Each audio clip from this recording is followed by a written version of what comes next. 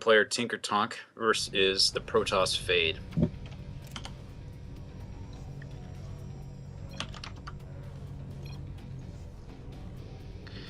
In the top right, we have the yellow Protoss losing the game, unfortunately, with a failed proxy zealot all-in the first game. It is Fade.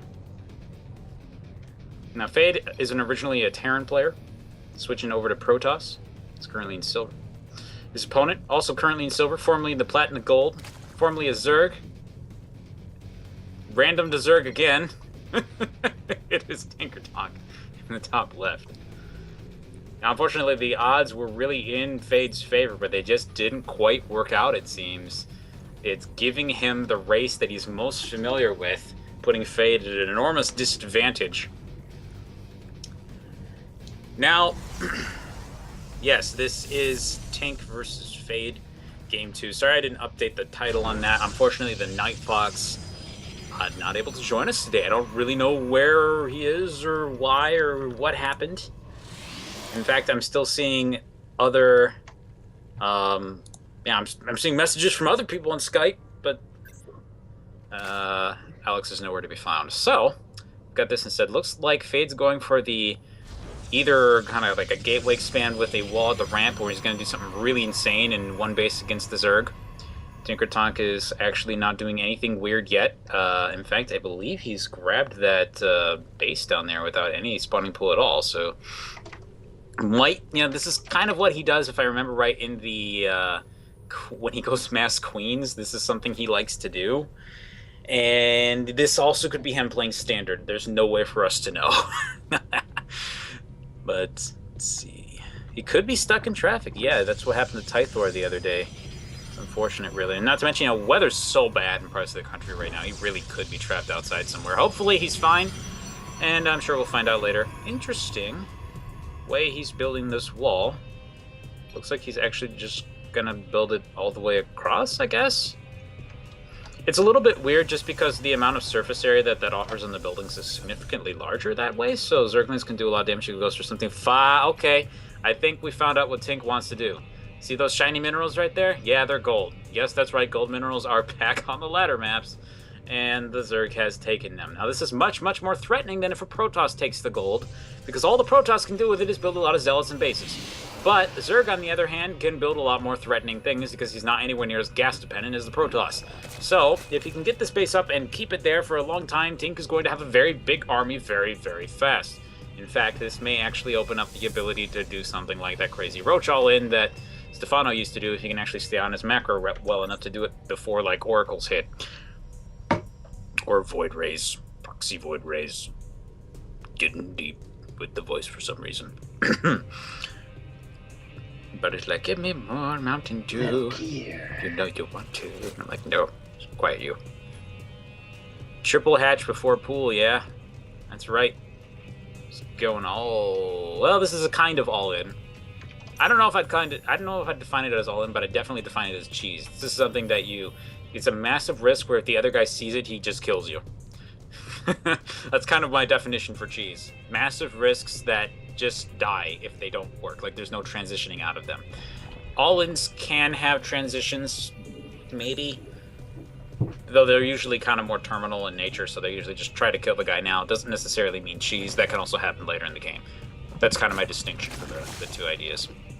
Hey, Sethiol hanging out in the chat. Nice to see you there, buddy. We have Sethiol versus Viper Musashi going on today. Oh, that's actually going to be at 4 p.m. PST. So 3 hours from now. Alright, so Tink's definitely not going for a short game with this one, and Fade isn't doing anything completely crazy, though we are seeing a small move out of units. This is most likely just to take the Watchtower and kind of poke at the front. It's a little bit strange not to see the Mothership Core going with this. Usually people will take that along with it just in case they need to do fast escape. Lots of minerals for Tinkertonk at the moment. Losing this Overlord is actually not an issue at all. He's got more than enough, and he's not going to kill it. Lots of units warping in at the front. Okay, so it's just going to be some straight-up gateway pressure, which is unfortunate because this may be very well what ends Tinkertonk's little attempt to make something really crazy happen. Except that here comes 26 Lings, and yeah, he's going to be able to hold the natural at least. He might lose this base if Fade figures out what's going on. Again, the lack of a mothership core makes it really dangerous to actually walk up there, though. Ling's coming up from the top as well as the side. That means that Fade's going to be well aware that something's going on up from the top left. This battle right now, I'd say that the Lings are actually not going to be able to hold this slow Lings without the speed, or not able to get that good surround on the Protoss units. He's actually being pushed back up into the main base here. Queen falls. Spinecrawler's definitely going to go down. May lose a little bit more beyond that. Needs to be keeping on top of his warpings. 4 more Stalkers actually warping in behind us. No more Zealots to help out with the Lings. The Lings are down. And Stalker's going to move in. Probably be able to kill the Queens pretty easily. Nice transfusion, keeping that Queen alive as long as possibly can. More Stalkers actually moving up into the base now. Get even more damage down. Pushing the Queen farther up into the base. And it looks like the Protoss is actually just going to follow it. Get the Queen out of the picture. It's going to start going for Overlords next. And a couple more Zerglings have come out. They're actually just attacking immediately. Unfortunately, equal numbers of Zerglings. Oh, okay, a couple attacking from the back, but it's not enough. And Tinkertonk's saying, well, I had a plan. He did have a plan. And he's still getting a lot of money. So if he can rally units... if he was able to rally units away from the Protoss army without losing them, he'd actually be able to maybe come back here, but now he's losing all these drones. He's going to lose this base on top of this. In fact, he's still trying to make drones. He's running the drones away. This Zealot is kind of going, hey, what are you doing? Where are you going? Why are you leaving? Huh? Where are you going? Huh? What's up here, huh? Yeah, see? Here's film noir detective Zealots, huh? Where are you going, see? Where you going, lady? Show me what's up here.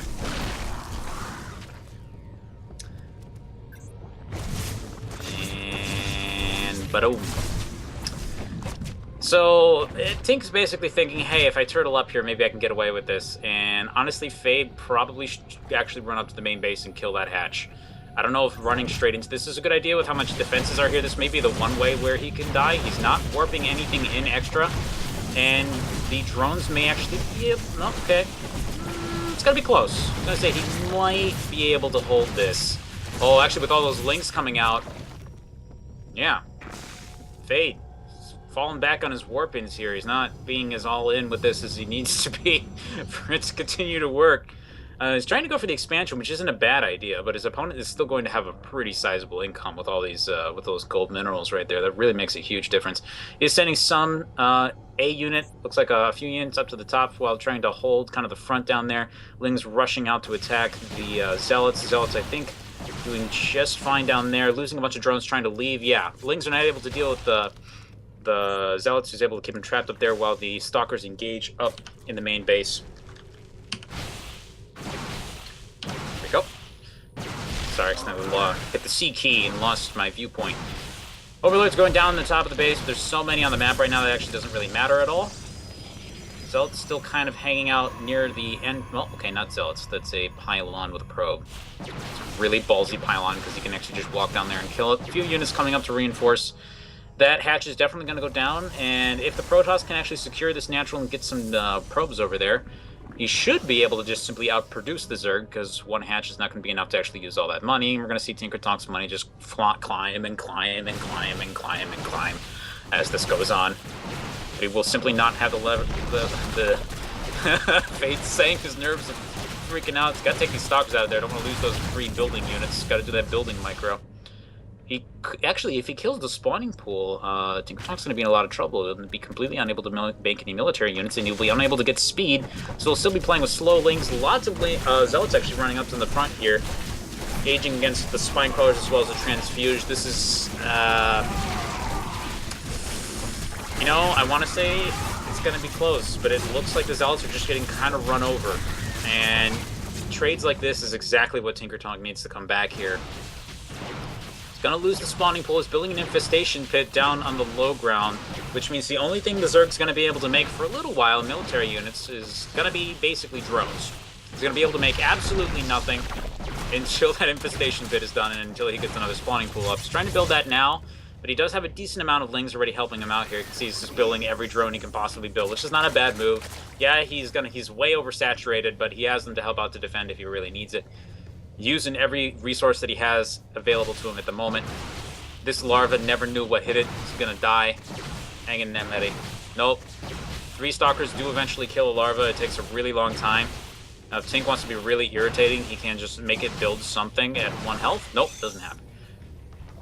Probably should kill that extractor while he's up there. Leaving that there could be a problem if there's a base race. Oh boy, I hope that doesn't come back to bite him. Anyway, running back down to the low ground there. Just building up. Looks like he's going for Twilight Tech. A few stalkers running around the map to make sure there's no proxy expansions. Swarm Host? Plus Detection. Okay, well, that's not bad. It's not a bad choice. It's a little bit dangerous if the Protoss figures out what's going on fast enough. Oh, wow, he may actually just die right here. Like, this is going to be tricky to hold. 3 Swarm Host is going to help, and he's going to see that now and he's going to be like, I guess I should build Detection. WTF. Yay! Tinkertonk is having a great time. I would like to remind you guys that the first game was a Proxy 2-gate cheese from Fade. Did not work out. Tinkertonk did take that game, so if he can hold here and somehow take this, he does take the whole show match. It is definitely in Fade's favor to play carefully here. He does not want to throw this game away. He needs this to hang in there.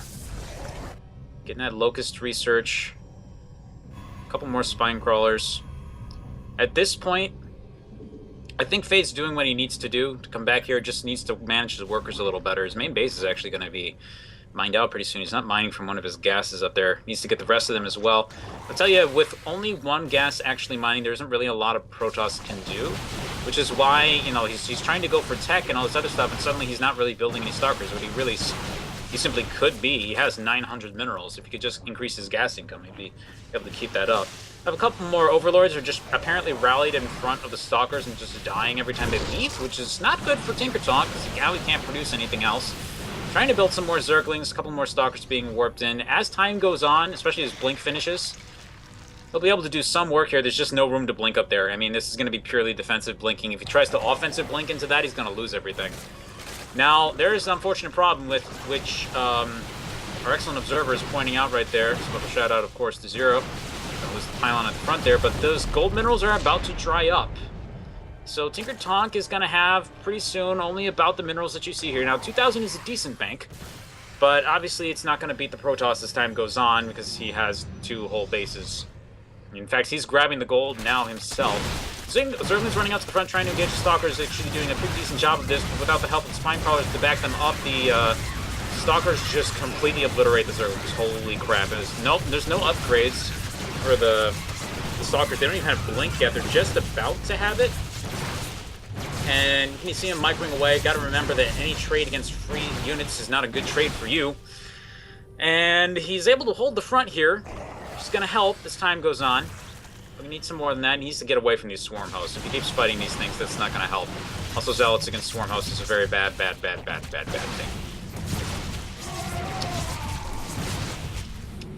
Now, as I said before, a gold base for a Protoss doesn't do him a lot of good. In fact, you'll notice here he's already at 1,500 minerals, so while I understand this decision to get the gold, because, I mean, you kind of want to get back to your opponent, I got a gold now, too.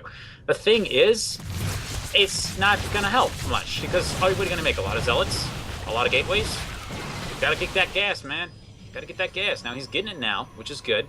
But I'd be a little bit happier if he took that base farther away, because this is going to be a lot easier for the Swarm Host to engage against. Or even, heck, if he takes it in the bottom left side of the map. That would be, what the heck is Tink doing? Okay, that's very risky. I was going to say, if he controls the Swarm Hosts right, he might be able to trap the army up there. So there could be that.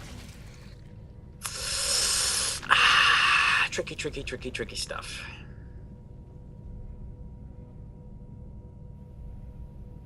And yeah, the Stalker's like, hey, what are you doing?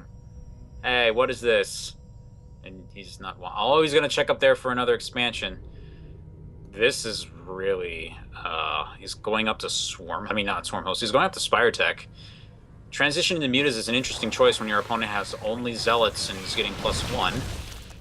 This is a great choice for Fade. Getting these upgrades, really going to help out a lot. Okay, blinking into the middle of a bunch of drones is not a good way to keep your Stalkers alive, and he may actually keep them alive long enough to use another blink. He's able to do that there. He really needs to drag the rest of his units up here. There's no reason he should be fighting with only these 3 Stalkers right now. Yeah, just losing them. Oh no, is Tink actually going to get away with this? No way. And yeah, he's just sending for more. He's just sending the Zealots over. Oh man, really needs to just take that whole army, go up there, kill that base. Let him have the gold. He's gonna run out of money up there soon anyway. If he takes back those original 2 bases, though, things are gonna get real scary for the Protoss. Especially behind this, we don't see any additional tech coming up yet. Trying to move as many units as he can up there. Protoss blinking his whole units over to the left, getting behind the mineral line, which is great positioning for him. Going to be able to trade really well against this, and unfortunately, the Zerg is just going to continue to lose drones. Drones. You know, to be honest, all these extra bases do is they give him more production, and yeah, Tinkertonk's like, well, crap. I stuck with it, though. He's actually GG. What? I'm a bit surprised. If he has so many minerals, he could probably Ling Flood his opponent. But, well, that's the end of that. And I gotta say, we've gone 1-1 now, and 2 really crazy games to watch.